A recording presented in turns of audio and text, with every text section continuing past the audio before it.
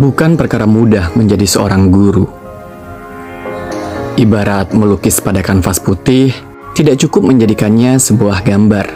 Namun, harus lihai dalam menentukan warna yang akan membuat gambar lebih bernyawa dan bermakna. Tanggung jawab sebagai seorang guru tidak hanya bagaimana bisa mengajar, melainkan butuh keahlian ganda berupa kemampuan membimbing, mendidik, dan juga mengevaluasi. Menciptakan proses pembelajaran yang berpihak pada murid menjadi tantangan yang harus mampu dipecahkan oleh seorang guru. Berupaya mewujudkan pembelajaran yang humanisme, mampu menggali potensi peserta didik, adalah segelintir capaian yang perlu guru terapkan dalam kegiatan pembelajaran. Adalah Course Review Hooray, sebuah model pembelajaran yang dapat dicoba untuk diimplementasikan pada proses pembelajaran.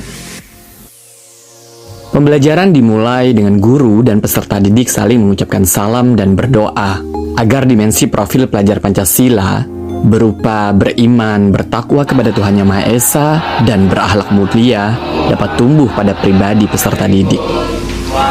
Selanjutnya, guru perlu mempersiapkan segala sesuatu yang dibutuhkan untuk kelancaran mengajar, sekaligus meminta peserta didik untuk mempersiapkan alat dan bahan belajarnya. Berikutnya, guru memeriksa kehadiran peserta didik, baik dengan cara dipanggil satu persatu maupun ditanya langsung siapa yang tidak hadir pada saat itu. Guru juga mengajak peserta didik untuk mendoakan rekannya yang tidak dapat hadir dikarenakan sedang sakit. Sebelum masuk materi pokok, guru perlu kiranya mengajak peserta didik untuk mengulang sedikit materi pada pertemuan sebelumnya, agar peserta didik dapat dengan mudah mengkorelasikan materi sebelumnya dengan materi yang akan dipelajari. Langkah selanjutnya, guru menginformasikan tujuan pembelajaran dan juga manfaat mempelajari materi pokok.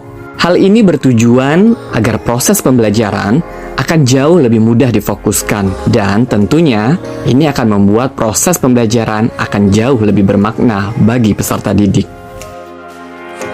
Sebelum masuk pada kegiatan inti, guru mengajak peserta didik untuk menyanyikan salah satu lagu nasional. Hal ini bertujuan agar anak-anak didik dapat lebih mengenal dan mencintai bangsanya. Selain itu, tindakan ini juga secara tidak langsung membuat peserta didik semakin lebih bersemangat dalam belajar. Masuk pada bagian kegiatan inti. Pertama-tama, guru mengajukan satu pertanyaan pemantik kepada peserta didik, yakni, apa yang ada dalam benak Ananda ketika mendengar ilmu geografi?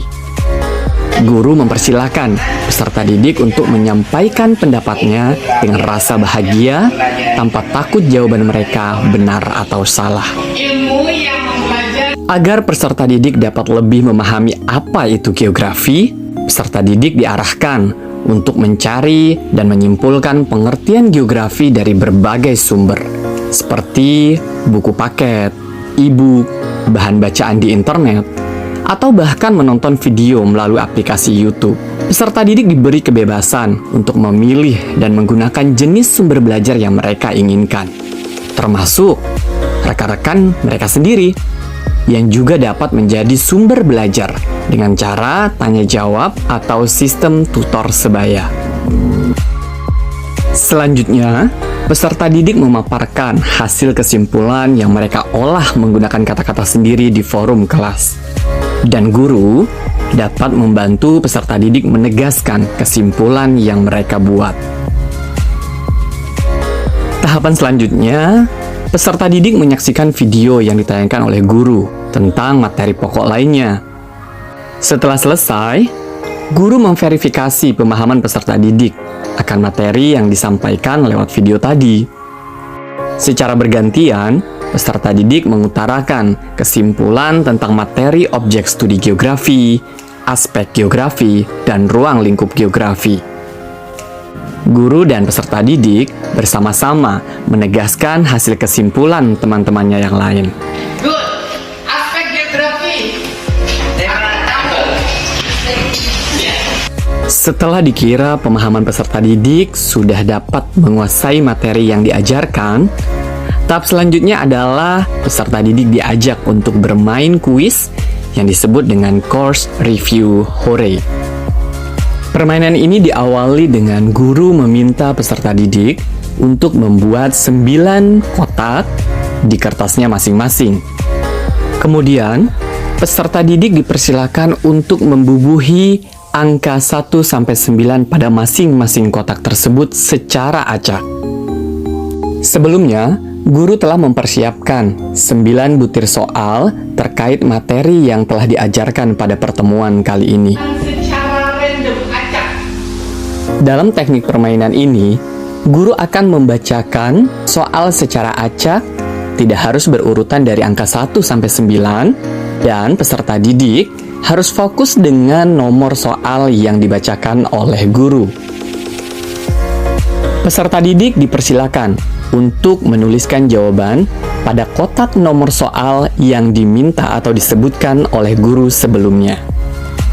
Setelah seluruh peserta didik menuliskan jawaban pada kotak tersebut, guru langsung menginformasikan jawaban yang tepat apa, dan peserta didik disilakan untuk mengkoreksi jawabannya benar atau tidak. Apabila jawaban peserta didik benar, maka diberi pada kotak tersebut tanda checklist. Sementara bagi peserta didik yang jawabannya salah, dipersilakan untuk menyilang atau memberi tanda cross pada kotak tersebut. Apabila dalam pelaksanaan permainan ini, peserta didik telah memperoleh jawaban 3 benar secara vertikal, horizontal, atau diagonal, maka peserta didik berhak untuk menarik garis lurus tersebut dan silakan untuk berteriak hore.